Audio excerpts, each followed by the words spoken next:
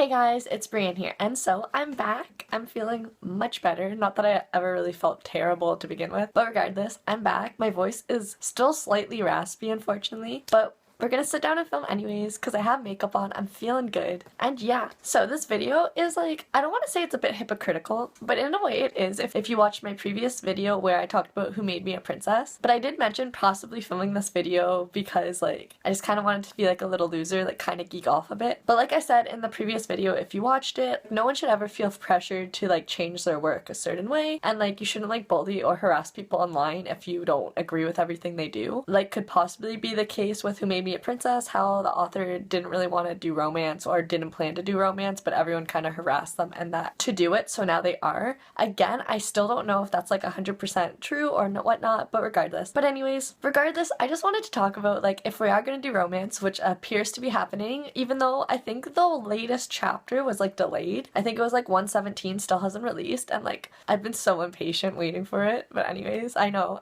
But I just want to talk about who I ship for Who Made Me a Princess and just like the reasons why I think they're the better end goal and couple. Because if you are familiar with Who Made Me a Princess, which I would assume you are if you're sitting out and listening to me ramble in this video, and yeah, I'm definitely gonna ramble, so I recommend getting a snack, a tea, watching this in like 2x speed if you really want. But yeah, I'm just gonna talk about who I ship in it and why I ship them and why I just think they're the better end goal. So alright, I feel like I've never shied away from saying my favorite kind of male lead has black hair and red eyes, and in this case Lucas does have that in this manhwa.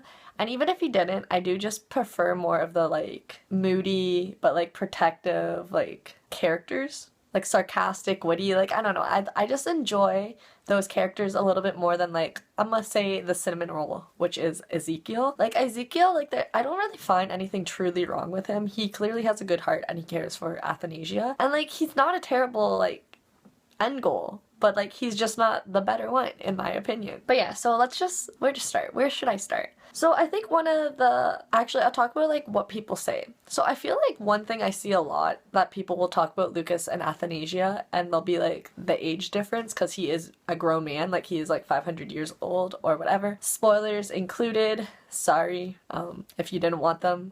They're probably going to be in this video. But anyways, he is a grown man and she is a child clearly. But here's the thing. Technically, even though he is a grown man, she's a grown woman, and he's aware of that because he's seen that she's lived 3 separate times now. Like she was the original Athanasia, then she died, then she was reborn in Korea where she again died and then was reborn back into herself. So she's lived for not the same amount of years as him, I'd imagine, but if you add up all the years of experience that she has, even though she doesn't remember her first life, she is a grown adult as well. And yeah, I feel like that's just one thing that I always see people be like, it's weird because he's like creeping on her in a way, but like he's really not. As you see when you read it, even though he is like an adult, he still acts like a child, which we're gonna get into, and we'll make that the next point. So here's the thing. Yes, he's an adult. Yes, she's an adult. Like their minds are adults, even though their forms change because she's just one growing up normally and he's just slowly growing / can change because his mana and all that. But they're growing up together. Like when they first meet, he is the adult and then he turns into a child after saving her, and like they slowly just age together. And that's the thing, even though they are both adults, or their minds are adults, they're both children. Like neither of them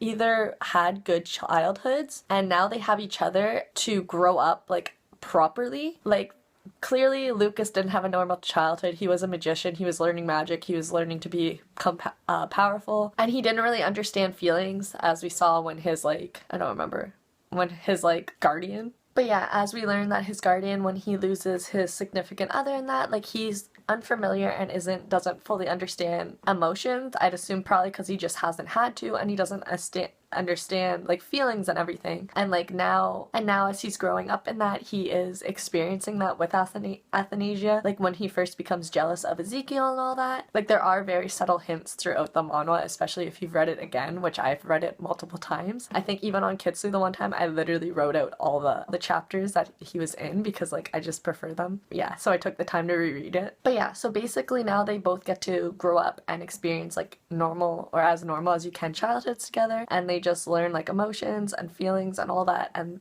together. Like when she says he's her friend, so of course she cares about him and that, and like you could tell like he was just so like mind blown, like he didn't understand it because it just was something he never experienced before. And so that's just another reason why I want them to be Endgame if they're gonna have an Endgame, because I find that their relationship and friendship and everything is just so pure, and like I love that for them. Even though they are adults, it's just something they never experienced. And I guess leaning off of that again would be both their childhoods clearly weren't the greatest, especially her second childhood when she was in Korea or whatever. Like I'm pretty sure her family was very crappy. I don't know, it's been a little while since I reread it. And so now they both are like just bettering that in a way. Like they're both just living the lives that they should have and deserve, because even though Lucas can be very like witty and sarcastic and a bit of a jerk, you can tell that he is still a good person and like his intentions are there and he wants to do whatever he can to help Athanasia, which we also learn when he comes back from visiting the tree and like she immediately asks him for help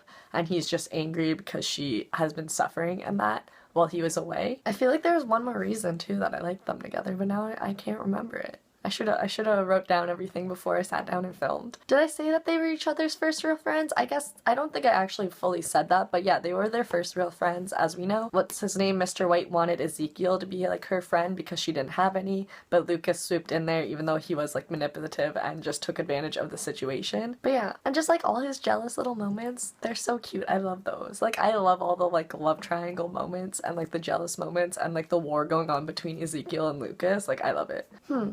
This is troubling. I feel like there is another reason, but I don't remember what it is, and I do want to edit this and get this ready so that I have another video planned for you guys because I am trying not to miss any more uploads for 2022. We'll see how this goes.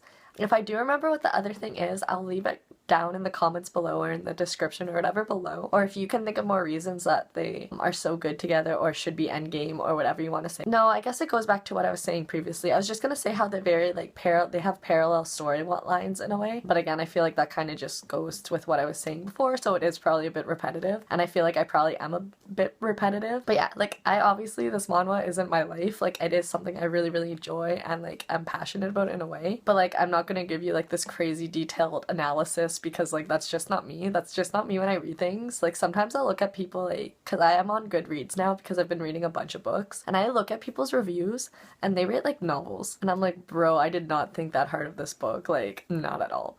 And yeah, so if you ever want like very, very like detailed reviews and things like that or thoughts, you probably won't get that from me because like I feel like my brain is just not on that intellectual level to like write down like literally a novel in itself in reviews or speak a novel in itself of reviews.